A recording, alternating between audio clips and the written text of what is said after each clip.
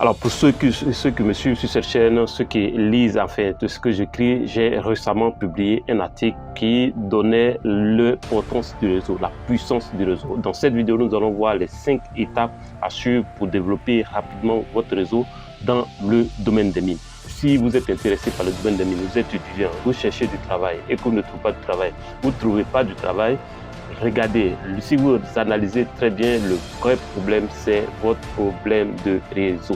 Sans réseau, ça va être difficile. Dans n'importe quel domaine, que ce soit dans la politique, que ce soit dans le monde professionnel, quel que soit le type de domaine, vous avez besoin d'avoir un réseau. Alors, donc, j'ai écrit un article récemment, j'ai publié un article récemment sur ma page Facebook, donc la page Facebook de Minco, où j'ai indiqué la puissance du réseau. Regardez, à certains niveaux, le réseau remplace le CV. Je répète, écoute, je répète pour toi. Je suppose que tu n'as pas entendu. Écoute-moi très bien. À un certain niveau, le réseau remplace le CV. Alors, à un certain niveau, ce n'est plus ton CV qu'on va demander, mais c'est ton réseau qui va travailler pour toi. Alors, tu dois développer ton réseau. Mais peu importe où tu es, peu importe si tu es étudiant, si tu travailles, si tu es déjà dans le monde professionnel, si tu es déjà en activité, tu dois développer ton réseau. Tu dois développer ton réseau déjà depuis même le lycée, le collège et même les grandes écoles. Tu dois développer ton réseau. Dans cette vidéo, je vais te montrer 5 étapes clés à respecter pour développer ton réseau dans le domaine des mines. On va se focaliser sur le domaine des mines. Alors, quelles sont les différentes étapes? Première étape numéro 1, note. Prends ton temps, je fais une pause. Je te donne une pause, je te donne juste quelques secondes. Prends un bic, prends une feuille, note ce que je vais te dire. Applique ces 5 étapes. Applique ces 5 étapes. Dès que je finis, tu commences à faire ces 5 étapes pour développer rapidement ton réseau. Ça va changer ta vie, ça va changer les choses, ça va changer ta perception de fonctionnement du monde de l'entreprise. Le monde de l'entreprise est un monde pitoyable. Sans réseau, tu peux te faire broyer. Sans réseau, tu peux ne même pas trouver un simple stage. Je vais vous dire une chose, il y a des gens, aujourd'hui, quel que soit le... Prenons un exemple très simple. Allons simplement, regardez. Supposons que le président de la République de Côte d'Ivoire fait partie de ton réseau et que le président soulève son téléphone et qu'il appelle le directeur d'une compagnie minière.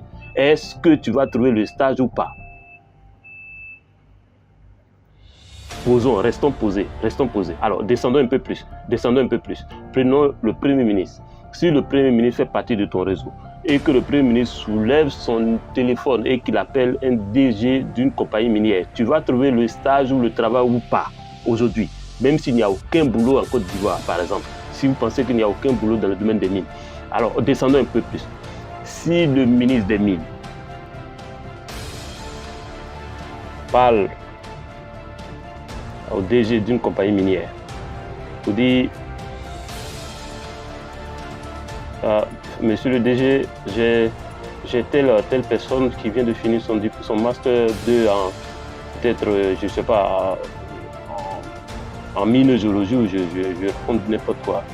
Est-ce que tu peux me trouver un stage? Tu peux pas lui trouver un stage là-bas? Écoute, même si le DG n'a pas de stage, c'est que même s'il n'a pas de place pour toi, le DG a son propre réseau. Il va utiliser son réseau pour te positionner quelque part. Peut-être ça peut ne pas être dans cette même entreprise, ça peut être dans une autre entreprise, ça peut être chez un de ses collègues dans le domaine des mines. Donc le réseau remplace presque le CV. Ça ne veut pas dire que on va placer quelqu'un qui ne vaut rien. Si tu ne vaux rien, tu ne vaux rien. Si tu ne vaux rien, il n'y a aucune place pour toi. Donc je parle déjà pour celui qui est diplômé, qui est bon, qui peut... Par exemple, moi, Kwadjo, je ne vais pas vous intégrer dans un réseau où je sais que vous partez pour gâter mon nom. Non. Si vous êtes bon, vous êtes efficace. S'il y a une perception quelque part, s'il y a une ouverture quelque part, je peux dire, ok, j'ai telle personne, tu peux la prendre parce que c'est une personne de confiance, c'est une personne efficace, c'est une personne qui est douée.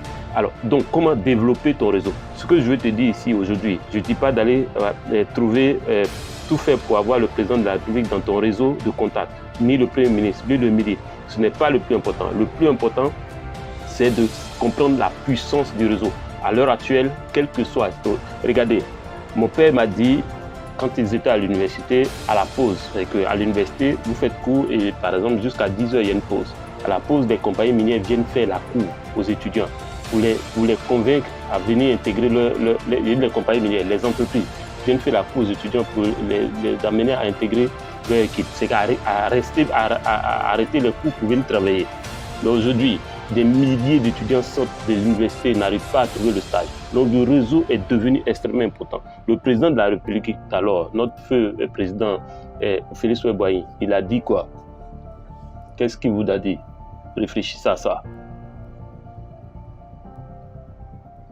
Il a donné la puissance du réseau. Il a montré, il a indiqué à quoi le réseau est plus que vos diplômes. Le réseau peut parler plus fort qu'un simple diplôme. Le réseau peut parler plus fort qu'un simple diplôme. Vous pensez que quand on nomme par exemple un PDG d'une compagnie minière, vous pensez que la nomination se fait au hasard? C'est rare qu'ils vont faire un appel à candidature. Généralement, c'est quelqu'un qu'on a dans le réseau, dans un réseau quelque part. Alors, donc, ne nous éloignons pas du contexte. Focalisons-nous sur l'objectif de cette vidéo. 5 étapes à respecter pour développer votre réseau. Faites ça maintenant. Étape numéro 1. Étape numéro 1. Faites le point de vos connaissances. Faites le point de vos connaissances. Vos connaissances intellectuelles. Donc, est-ce que vous êtes bon vous-même? Parce que personne ne va vous conseiller si vous n'êtes pas efficace. Parce que personne n'a envie de gâter son nom en vous trouvant un stage, en vous trouvant un emploi quelque part. Donc, faites le point. Est-ce que vous êtes efficace? Est-ce que vous êtes vous-même efficace? Est-ce que vous êtes bien formé? Deuxième chose, est-ce que vous êtes sociable? Est-ce que vous êtes quelqu'un qui peut s'insérer dans une équipe?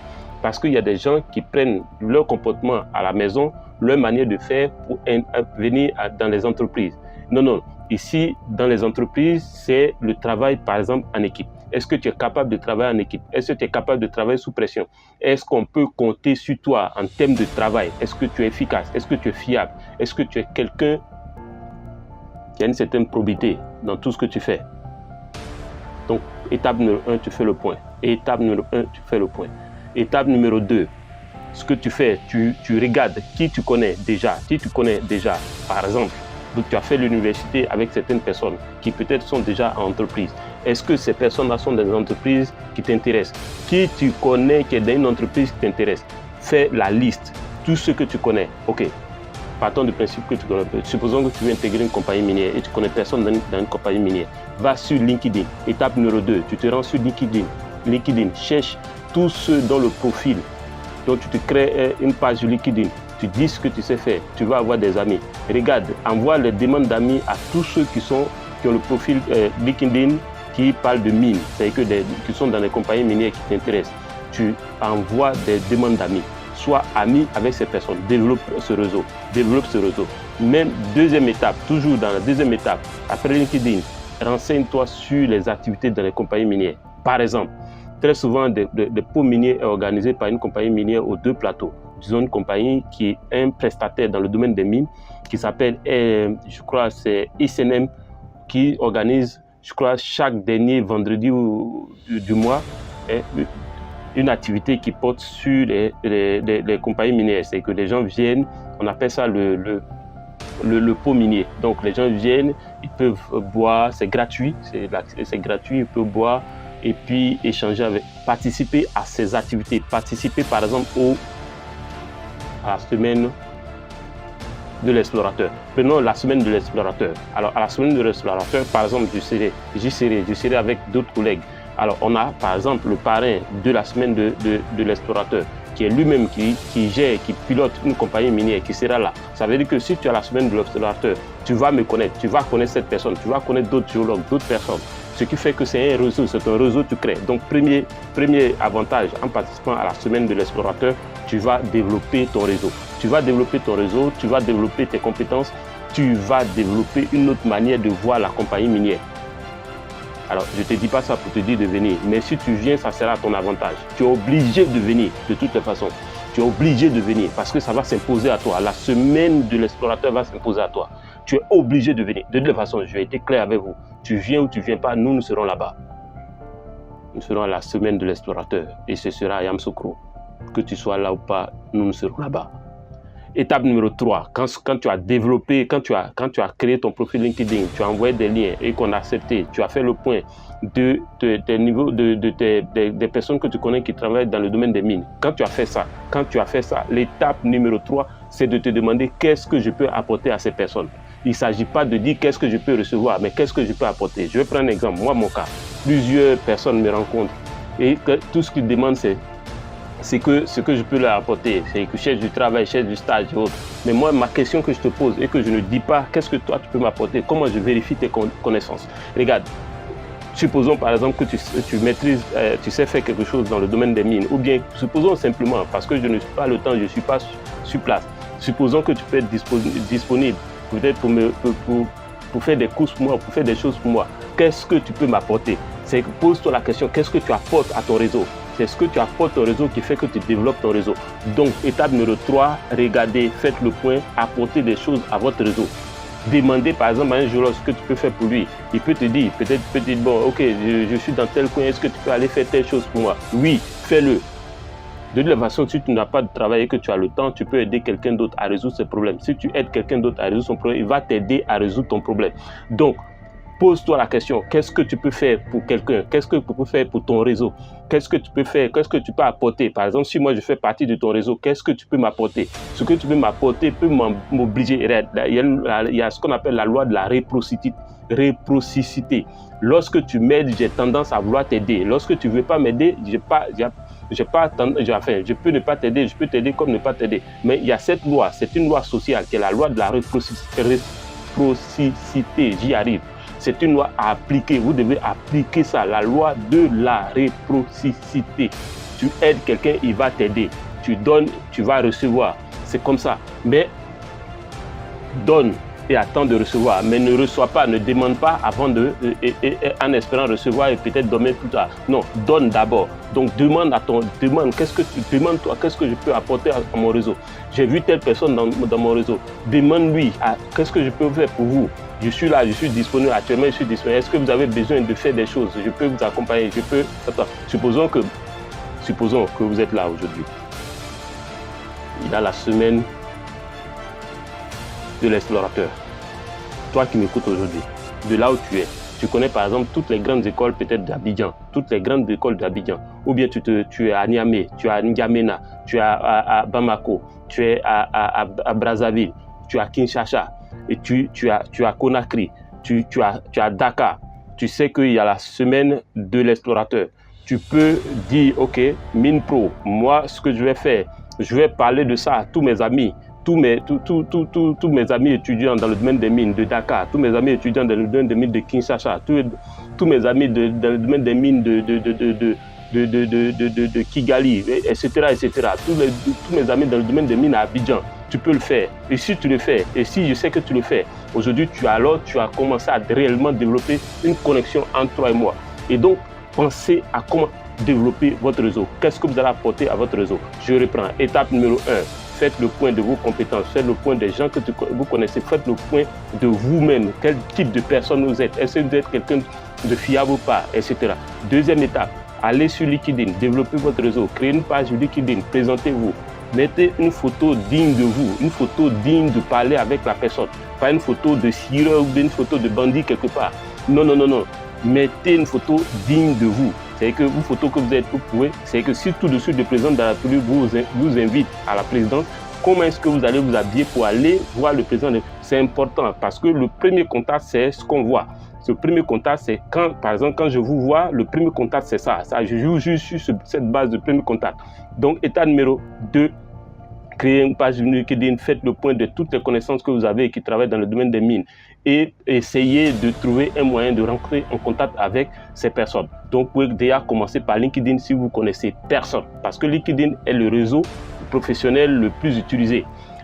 Troisième étape, étape numéro 3, dites-vous qu'est-ce que vous allez apporter à votre réseau. Qu'est-ce que vous allez apporter à quelqu'un que vous connaissez déjà dans votre réseau? Moi, tout le monde me connaît sur cette chaîne. Qu'est-ce que tu peux m'apporter? Ce que tu peux m'apporter, ça compte, ça compte, ça compte. Ça fait que tu crées une connexion. Moi, je vais me rappeler toujours de toi.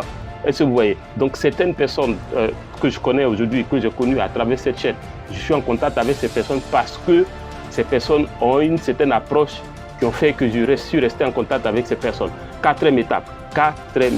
C'est une étape extrêmement importante. Passer à l'action. Passer à l'action. C'est-à-dire aller rencontrer physiquement ces personnes. Essayez de rencontrer physiquement ces personnes.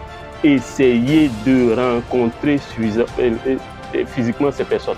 Parler à ces personnes peut-être au téléphone ou par WhatsApp. Généralement, c'est des gens occupés. Donc, par WhatsApp, ce serait bien. Un message par WhatsApp. S'il y a la possibilité, s'il y a un événement quelque part, essayez. Faites tout pour essayer de les rencontrer. Cinquième étape, cinquième chose à faire pour développer votre réseau. Cinquième chose que vous devez faire pour développer votre réseau dans le domaine des mines. Cinquième chose. Ma question c'est, quelle est cette cinquième chose? Quelle est cette cinquième chose que vous devez faire? La cinquième chose à faire,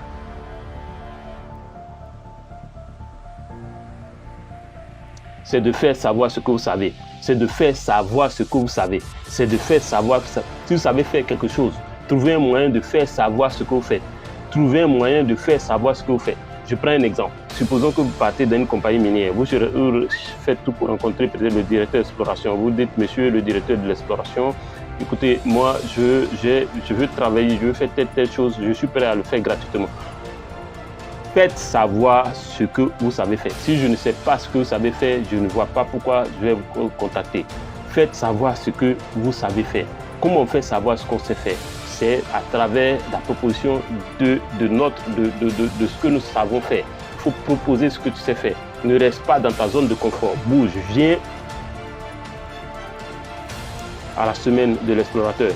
À la semaine de l'explorateur, nous allons parler de tout ça. Nous allons faire du coaching. Ce ne sera pas seulement aller manipuler des logiciels, aller collecter des données, faire de la cartographie, faire de la géochimie, mais on va faire aussi du coaching parce que plusieurs personnes sortent des différentes compagnies, des différentes universités, mais qui n'ont jamais fait le terrain.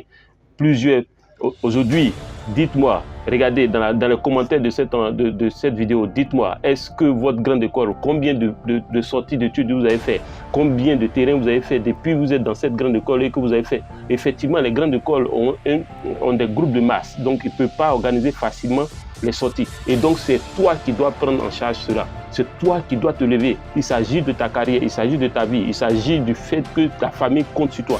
Donc, tu dois bouger. De la même manière, tu investis de l'argent dans ces grandes écoles pour avoir la connaissance, des connaissances de base. Tu dois investir de l'argent pour amplifier tes connaissances, pour avoir des connaissances pratiques, techniques dont les compagnies minières ont besoin. Aujourd'hui, une compagnie minière n'a pas l'intention de recruter, par exemple, quelqu'un à qui on doit tout apprendre à zéro. Prenez-vous en main, prenez-vous en charge. Je suis Kwasi Justin, on se dit à la prochaine vidéo. Alors, donc, je termine très rapidement. Je reçois plusieurs questions disant, est-ce qu'on peut suivre le camp minier en ligne? Oui. On a pris les dispositions, vous pouvez suivre en ligne. Donc, d'ailleurs, ceux qui suivent en ligne payent nettement moins cher que ceux qui vont être en présentiel. Mais c'est juste parce que ces personnes-là ne vont pas se déplacer. Et donc, il y a une réduction en termes de logistique. Donc, il faut prendre. Donc, on a ouvert les inscriptions. Maintenant, pour vous inscrire, pour réserver votre place, vous devez faire votre premier versement. Si vous êtes étudiant, il y a des prises en charge. Donc, notre partenaire a des prises en charge. Vous n'avez qu'à juste prendre la photo de votre carte d'étudiant et vous envoyez la photo. Vous prenez la photo, vous nous envoyez par WhatsApp. Donc, regardez dans la description de cette vidéo, vous allez voir le numéro WhatsApp, vous envoyez par WhatsApp. On va vous indiquer comment faire le paiement. Si vous êtes en Côte d'Ivoire, ça va être tous les mobile money. Si vous êtes hors de la Côte d'Ivoire, ça va être tout ce qui est Western Union, ERIA, etc., etc. Donc, il y a des prises en charge pour certains pays. Prises en charge, je crois, pour Mali, pour Cameroun, pour RDC, pour Côte d'Ivoire, pour Sénégal, pour Mauritanie, et Tchad. Vous pouvez nous demander en fonction de votre pays, la Guinée aussi. Donc, pour voir s'il y a des prises en charge pour choses. Parce qu'il y a un certain nombre de pays qui bénéficient de prises en charge que nos partenaires offrent. Les prises en charge vont jusqu'à 70%.